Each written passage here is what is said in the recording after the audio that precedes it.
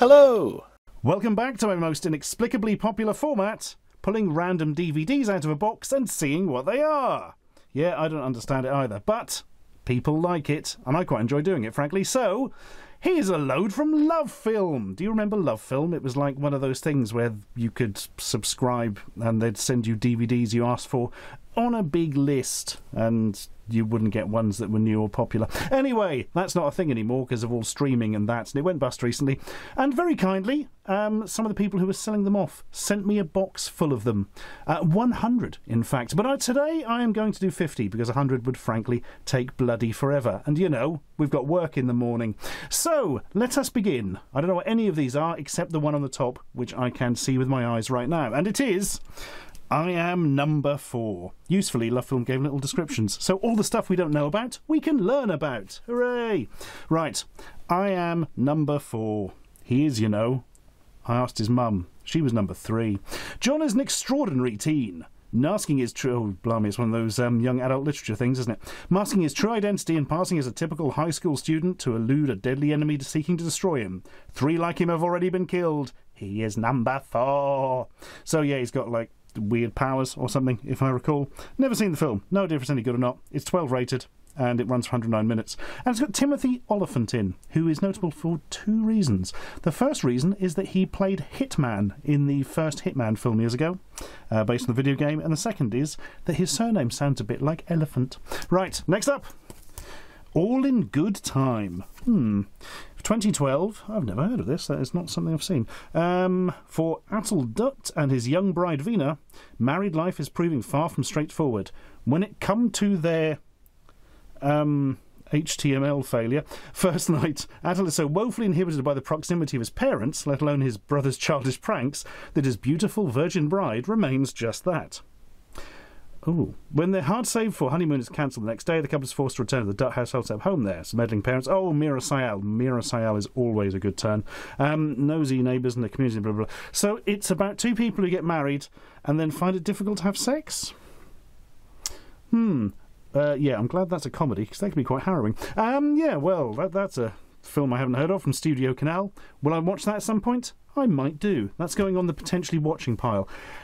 I Am Number 4. I don't think I'll ever get round to, frankly. Next up, Will Ferrell is hilarious in Everything Must Go. Oh, I know this one. Yeah, good God, it's 8 years ago now. So, yeah, this is about a bloke who... he's a man who sells salesmanship for a living. That sounds a bit School for Scoundrels, doesn't it? But the days of being something's going on. Yeah, basically it's some guy who just sells his life, just puts everything he owns in a yard sale after having some sort of breakdown after his wife leaves him, which is literally what I'm speedrunning here, actually. So I've got that right. Faces on the lawn. Yeah. I don't know why. I heard it's quite good, actually. I might get around to that at some point. I shall put that in the might watch it pile. Artificial Eye. That's more like it. These are usually interesting. Holy Motors. Leos Carax returns to cinema after a 13-year hiatus with Holy Motors, a brilliant, visually striking film that's one of the toasts of this year's Cannes Film Festival. What's it about? It's like got a big limousine. There's people on the limousine. Get off the limousine. You'll damage the limousine. Dennis Levant and Edith Scobb. Oh, and Eva Mendes. I've heard of her. Kylie? Is it Kylie Minogue? No idea. Well, yeah, that's going to go on the potential pile. This is when we're nearly 5 in. We haven't actually got a film I've seen as yet. It's another Artificial Eye next. Ooh, go on. Free Men. In 1942, in German-occupied Paris. Yeah, it was another film I haven't heard of. Bloody hell. Tahar Rahim, a prophet, Oh, no, I think that means he was in a film called A Prophet. Stars Zune, a young Algerian rogue, living on the wrong side of the law, selling goods to fellow North African immigrants on the black market. Time of oppression, radicalism, blah, blah, blah. That sounds quite interesting. A little bit of historical nonsenses for you there, or possibly historical truths. I don't know. Is it real? Is it inspired by real events? Or did they make it up in their brains? I don't know. It sounds interesting, right? Pop that over there. Megamind. Oh, man. Another... I haven't seen a single one of these bloody things yet. Brad Pitt and Will Ferrell doing the voices. From the studio that brought you Shrek, Madagascar and Kung Fu Panda. No, I'm joking. Yeah, so this is like sort of from the Evilton's point of view type thing. A bit like Despicable Me and all that. Yeah, I've heard it's quite good, but it was kind of overlooked. I have a copy of it on Blu-ray, but it's a 3D Blu-ray, which I have no method of playing, and I have no idea where I got it from. Okay, that's in the potentials pile. This is pretty good so far. this pile much bigger than that pile. Made in Dagenham. Oh, right. Starring Sally Hawkins. So I've actually seen a musical stage version of this starring Gemma Arterton. So this is about a car factory in the late 60s in Britain where they treated all the female staff like shite and paid them really badly. And it was like, oh, what are you going to do, loves? Going to walk out, are you? And they're like, yeah, okay then. And like, oh, yeah, well, that one, oh, we're losing all our money. And that was history. Yeah, it was... yeah, it was all right. I seem to remember the musical I was sort of really enjoying, and then it kind of felt like it was dragging out a bit. Then suddenly it rushed an ending. I was like, oh, I feel your pacing is off. But no, I've seen the stage play. I don't think I'll watch the film. So I'm going to put that on the no pile. Caesar must die. Damn you, Caesar. Each year, the inmates of Rome's high-security Rebibbia prison, incarcerated mostly for mafia-related crimes, they sound like bastards, put on a play. The Taviani brothers followed the rehearsals and performance of Shakespeare's Julius Caesar. New Wave Films. Is this narrative or is this documentary? That's quite interesting. I think it looks like a documentary. Well, definitely have a look at that at some point in my life, if I live long enough, which I bloody hope I do. Norwegian Wood. Oh, I've heard of this. Right. But again, I haven't seen, bloody hell. It's not a single thing I've seen here yet. Well, semi-made in Dagenham, maybe. Upon hearing the song Norwegian Wood, Toru remembers back to his life in the 1960s when his friend Kazuki killed himself when he grew close to Naoko, Kazuki's girlfriend. Bloody hell. As the two try in very different ways to contend with their grief, Toru forms a bond with another woman, Midori. Never seen it. I've heard it's quite good. It does sound depressing as hell, though, doesn't it? Well, that's going to go on the potential part. Next up, I thought that was bloody Star Trek. Oh, something else stuck to it. Hang on. That's two at once. That is cheatings. First Squad. Animated and anime. Nadia is a very special 14-year-old girl. A very special 14-year-old girl in an anime? I don't believe it. With an amazing psychic powers, I don't know where I got the word "an" from, it's not in there, and trained as an assassin, she's recruited by the Russian... A 14-year-old girl with special powers who's an assassin? In an anime? Never. Well, it's only 73 minutes, but I'm never going to get around to that, am I? Blimey. L. Anne Juliette Binoche is a prostitute who... What? How did I just... Oh... I see. Bloody hell, I thought I just read journalist as prostitute. I was going to say, bloody hell, that's a bad newspaper. But, yes, I was reading the one below. And a journalist who, during her investigation into prostitution, encounters two young girls who use their bodies as a way to make easy money. Yes, this does sound like an 18, doesn't it? Fascinated by them, she is drawn into their world, which stands in marked contrast to her own bourgeois life. Juliette Binoche goes, interesting, okay, yeah, possibly. Bloody hell. I would like something that I've actually seen at point, so I can tell you if it's any good or not, but... we have not yet reached it. Mozart's Sister. Beginning in 1763, it followed the Mozart family's extraordinary life on the road, travelling by coach from one royal court to the next, where the nobility marvel at young Wolfgang's prodigious talent. Ooh, I found things like this hard going. Yeah, might be good, but it's one of those things that would be so low to the bottom of the pile. I am not going to worry about that. South Park, Season 13, Disc 2. In Your Hands. After a violent encounter with a disturbed stranger, Anna, Kristen Scott Thomas, always good turn, a respectable surgeon, ends up terror. They've had some really bloody interesting films in here. Ends up an intense claustrophobic thriller. In Your Hands, 50. Yeah, okay. Down for that. Game of Thrones. Season 2, Disc 5. Not much use on its own. Episode 9 or something. Season 2 of Game of Thrones? Yeah, it's very good, wasn't it? But I'm going to put it in the not watch pile for the simple reason that I don't just want, like, 2 random episodes of Game of Thrones. I would need something a little bit more exhaustive. It's also one of the series, there's a lot of it. I'm not sure it's something I would watch again. Or possibly if I did, it'd be for many years. Mickey Flanagan Live in 2011. I've seen Mickey Flanagan live. What was he doing? He was like the MC at the Games Media Awards years ago, if I remember. Critically acclaimed comedian, Mickey Flanagan, blah, blah, blah. Yeah, well, it's a stand-up from Mickey Flanagan that I haven't seen. Yeah, always up for some stand-up. Oh, wow. It's one of those awful... Oh, I was going to say 45-minute knockoff films. This one's 76 minutes, which is long. Tappy Feet. Guess what they're ripping off, children? Oh, my God. Amazing. I don't have this one. So, The Adventures of Scamper the Penguin. We're not ripping anybody off, honestly. It's got the same font. I collect these awful animated rip-offs that don't make any sense. Things like A Car's Life, Sparky's Big Adventure, which is just like 45 minutes of insanity, and Ratatouille, which isn't even a word that they use for a title. It makes no sense, and it's just bizarre. Right, that's going to go in the collection box. Excellent. I'm going to put that goes into the special pile for potentially weaponised movies. Next up, Boardwalk Empire, and something else stuck to it. A television series I've never seen, and if I get into it, I will need more than Series 1, Disc 5. I think Steve Buscemi's in it, and it's about crime and gits. Yeah, well, that's not something that's in use on its own. Family Guy, Season 10, Disc 3. Again, well, I suppose they're all encapsulated episodes here, much like South Park, I suppose. But, no, just don't need kind of one of those. I will not to be getting around to it. Jack Whitehall Live. Okay, stand-up I haven't seen, so that should go in the pile on the left, but I find Jack Whitehall very difficult to deal with. Nothing against him personally, it's because there was such a media blitz of him, and I couldn't get away from him. Anyway, it was like Netflix constantly showing me Jack Whitehall stuff I went in. Everything I saw on television, Jack Whitehall's presenting this, Jack Whitehall's presenting that, he's doing this, he's going on holiday with his dad, and we're filming it all. Literally. Then I almost bumped into him in the street outside Forbidden Planet, and I was like, he is haunting me. He is haunting me. And some people ran after him and, oh, can I have a photo with you? And he had a photo with him, but he was very sulky about it. Well, but who knows, perhaps people stop him all the time, because he did appear to be the most famous person in the universe. But the fact remains, it might be good, but yeah, I'm not going to get around to that. Big Bang Theory, go fuck yourself, is my response to the Big Bang Theory in general. Mildred Pierce, Series 1, Disc 1. I thought that was a film.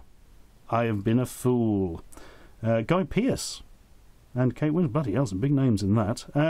I don't know what it's about. It might be good and interesting, but I would need more than Series 1, Disc 1. Again, random episodes. Goodbye, First Love. Oh, dear. Following... that's not a good name, is it? Right, I think it's from Croatia, so it may just be lost in translation, the meaning there. Following the critically acclaimed Father, If My Children... I'm going to guess you meant to write of. Mia Hansen-Love returns with the equally impressive Goodbye First Love. Loosely autobiographic in style, the film deals with what Hansen-Love has described as a defining and central part of her adolescence, the blooming of first love, subsequent heartbreak and renewal. See, this seems like something I should watch and I'd probably enjoy, but I would keep putting it to the bottom of the pile. Do you know what I mean? It'd be like, oh, yeah, well, I don't fancy that. Oh, I'm not going to watch that, and then never bloody get around to it. But no, I'm going to be good, and I shall put it in the pile and try and force myself to watch it, and almost certainly enjoy it, I'd imagine, because it looks quite interesting. And again, Artificial Eye, who have a good eye for quality, but it's artificial. Frankenweenie. Oh, man. So, Tim Burton film, yeah. So this is based on a really short film he made very early in his career, possibly even before his career properly kicked off, where a kid's dog dies and he brings it back to life. There it is, looking all Frankenstein-y. Oh, I've wanted to see that and I've never got round to it, so that's bloody great. Thank you. Thank you. Right, let's bring this forward so I can actually reach it. Vidal Sassoon, the movie. Fucking he's like a celebrity hairdresser from the 60s. Did you mention, is this? There's a documentary on Vidal Sassoon. I didn't know I wanted to see a documentary on Vidal Sassoon, but I kind of do now. It's going to be a slice of the 60s scene there, isn't it? Blimey. Good God. And speaking of which, Serge Gainsbourg, I presume. A glimpse of the life of French singer Serge Gainsbourg, yes. From growing up in 1940s in Paris through to successful songwriting years in the 60s to his death in 1991 at the age of 62. I didn't know he was dead, blimey. So, yeah, he's like a big figure in France, isn't he? He's not so much outside. Yeah, I might get around to that. His most famous thing over is probably that song, Je t'aime. Something Mon Plus or something, the one that goes Je t'aime and is all sort of and all that. That was probably the worst bit of music miming in history. I apologise to all humans. You know the bloody one I mean. Anyway, okay, yeah, that's weird enough to be interesting. V, good God, I'd forgotten they remade V, didn't they? God, the Super 80s series with Mark Singer about, we're nice aliens from space. Psych, we're fucking lizard men. Woohoo! And then they eat some rats. I'm guessing they're probably not so lizardy in this because they've done special effects or something. Well, they've done special effects in the 80s, but didn't bloody stop them. Episodes 5 to 9 of Series 1. Yeah, that's no use to man or beast. 90210, the final season. Is that Beverly Hills 90210? Did they drop the Beverly Hills? I don't know. Runtime, 877 minutes. Not just from one disc, guys. That's not the way that works. But no, not slightly interested in that. Boardwalk Empire again? No, no good. Oh, God, an Idiot Abroad featuring Carl Pilkington. Series 2, blah, blah, blah, blah, blah. I remember he was round with Warwick at one stage, went round with him, didn't he? I don't know, I've seen bits of this. I found it hard going. It didn't click with me. There was, I don't know, something about... there's sort of an oddness to Pilkington that seemed off-putting to me in the sense of, I don't know if it didn't feel real or something. There's something about it, the bits, I just could not get into it at all. Very popular, a lot of people did like it. The Iron Lady. Right. I want to say I've seen this, but I'm not sure I have. Right, hang on. Because it's not the sort of film I'd go to see at the cinema, I don't think, generally. But you never know. I don't know. I always say that, and then actually I just go and see bloody all sorts of random stuff. So this is... I think I have seen it. It's odd. It's like, yeah, it looks like it's going to be a biopic of Margaret Thatcher, infamous British Prime Minister, but actually it's more about sort of her slip into dementia. It was depressing as fuck, if I recall. No, I haven't seen that again. Promised Land. I promised you a land. But actually, all I've got is some crisps. But they're nice crisps. Matt Damon and Frances McDormand. Ooh, Frances McDormand. Star in this ecological drama as two energy company representatives facing opposition from a rural community. Corporate hotshot Steve Butler. I'm Steve Butler. Matt Damon. And his colleague Sue Thompson arrived in the economically depressed Pennsylvania farming town McKinney to try and persuade local landowners to sell their mineral drilling rights to their employer. Global Cross Power Solutions. Guys, we need... like a name for a company that makes them sound sort of faceless and evil. Global Cross Power Solutions! With a reputation for getting results. So, yeah, and I'll bet it's all... oh, they're all good at the end of it. Don't know. It was directed by Gus Van Sant. Oh, mind you, did that Psycho remake, didn't he? No. I'm going to give that a no. I don't think I would get around to it. Do you know what's actually put me off that? The name of the employer. It's kind of made me think that's going to be a bit broad. Fucking hell, Roy Chubby Brown. Here's one for you Americans. So, Roy Chubby Brown's a stand-up comedian. And you know... they have the old joke of the sort of old-fashioned comedian who just comes on and swears and is sort of rude and then leaves, and that's the comedy. Yeah, it's 18 for a reason, and yes, it's... how can we put it? Doesn't spend a lot of time on the writing is probably a polite way of putting it, but does say fuck and be rude a lot. No, not my kind of thing at all. Thale, Norwegian fantasy horror in which a pair of cleaners encounter a mythical creature in a basement. I'm fucking sold from the start of that. That sounds like the best 80s film never made. Crime scene cleaners... yeah, well, that sounds crazy and weird, and I want that one. Nice. Dexter, Series 1, Disc 4. Episodes comprise nothing. Never got round to Dexter. I find American series so difficult because you always get into them late and people are like, oh, you'll really love this. Like, season 1's great. Season 2, not so good. But it starts picking up again by the end of season 3. And I'm like, there's like 20 episodes in a fucking season. Like, who is going to live long enough for this stuff? Oh, and then most of it's filler and it's also painfully slow. I was trying to watch that new Sabrina thing on Netflix, which was very interesting. I read all the recent comics, which were fucking crazy, man. But yeah, it's just so glacially fucking slow. And you're like, oh, let's stand around talking for another 20 minutes to pad out the episode. All filler, little killer, which is so true of many things. They did that with a lot of the bloody Marvel series as well, didn't they? Oh, anyway. Let's stop moaning about things and look at Still Walking, starring you. Don't remember being in that. So almost entirely during a 24-hour period, Still Walking examines the tensions that arise when a family gathers under one roof to observe the 13th anniversary of a son's tragic passing. That sounds very odd. New wave there. Yeah, can't turn that down. Right, The Last Station. James McAvoy, Helen Mirren, is that in the middle? Yes, it is Helen Mirren, brilliantly. It's starring James McAvoy, Christopher Plummer, but not mentioning Helen Mirren, who is the main actor in the damn thing and has first name. That is Christopher Plummer under a weird beard photoshopped to within an inch of his life. Not entirely convinced by that. Set in the last tumultuous years of famed Russian author Leo Tolstoy's life. Oh, it's a film about Cholstoy and poverty and chastity, hedonism. Something about... I'm never going to get around to that. It's probably another one of those films to try to enjoy if I actually watched it, but no, not going on. Ugh, I do like films, but no, I'm not going to be playing that one. Right, next. Nick and Nora's infamous playlist. Oh, wait, infinite. No, it doesn't. It is a secret. Now, I've heard of this, from about 10 years ago. It literally says 2008 in it, so that's good. Michael Cera, isn't it? Yeah, I've heard of this. Romantic comedies kind of stuff. One of the few things I can't really deal with that well. I know people... I was going to say, I know somebody might want that. I know somebody who would want nearly all of these, because, there's a bit wide range of stuff. But no, not for me. I would never get around to it. I've got so many already. Bunny and the Bull. Stephen, Edward Hogg, is a profoundly neurotic young man suffering from agoraphobia. It's the feel-good comedy of the decade. It is a comedy as well. Though this is a relevantly decent recent even development, and as he ponders the dim prospect of going out for food, he recalls a vacation in Europe with his former best friend Bunny. While Bunny is quiet and shy. Bunny is out... No, I've just read Stephen as Bunny. Bloody hell, I'm speed reading these too much. While Stephen is quiet and shy, Bunny is outgoing to a fault, and he chases women, guzzles booze, and bets on anything as if there's no tomorrow. Why would you bother betting if there was no tomorrow? Because any winning would be meaningless. When Stephen gets dumped by his girlfriend, Bunny suggests a trip to Europe as just the thing. Okay, that sounds weird as fuck. Let's go straight in the pile. Like it. Grey's Anatomy, Season 6, Disc 3. Yeah, never seen any of it, not particularly interested, and I would probably need more than episodes 9 to 12 of Season 3 to actually understand what was going on.